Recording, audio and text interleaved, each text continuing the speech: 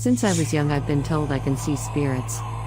I moved around a couple of times while growing up here, and each house had a spirit or more in them. When I used to live in an apartment at 6 to 8 years old, I remember waking up middle of the night and seeing two white yellowish figures at my doorway. I rubbed my eyes to see if I was tripping, but I really did see them and saw them move. One was tall, the other was short. I didn't feel scared but at disbelief, especially when they started dancing for me.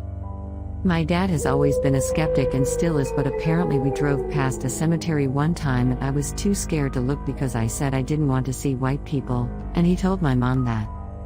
Another time, still the same age, we moved into a house by a forest, and I saw a huge brown figure pass me at the corner of my eye, and I legit thought it was a bear inside that house. I chased after it but it was gone. Then my aunt's house caught on fire. Her first son passed away in 2000. My mom decided to take me to the burnt house. When I walked through the doorway, I immediately felt pressure or a force pushing me. My mom felt it too. My instinct was to go upstairs to my cousin's room. I went inside and I felt sorrow, even though I'd never been in this room nor was I attached to it. The room also felt cold. I found myself in tears and I didn't know why I was crying. But maybe it was my cousin's spirit's feelings. Maybe he was sad his home got burned down. I remember seeing photos of the house right after it got burned down. I saw orbs in the pictures and handprints on the walls with long fingers. I asked my aunt for the photos but she doesn't know where they are. My aunt's friend was also a medium and told her the house has a bad spirit or is bad luck, I don't remember which, and that she should sell it. But she never sold it after many years. Years later, middle high school, I moved to this townhouse. I lived there until I turned about 21. This house has always made me feel uneasy. I'd hear creaking of the floors upstairs like someone is walking. I thought it was just the house being old, but it was built in 1981. There were a couple of times my dog would stare up at the staircase and growl at it. I remember her first sticking up. After that, she would sit by me like she's scared because she was shaking. My mom also had food left out purposely for spirits. She even cursed her co-worker to death. I'm not sure if it's even related to the house. I used to pray every night because I knew I felt scared all the time when it gets dark.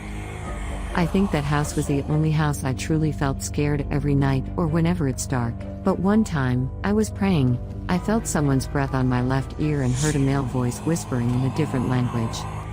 It felt sinister. I was so scared I froze. I told my dad but he didn't really believe me.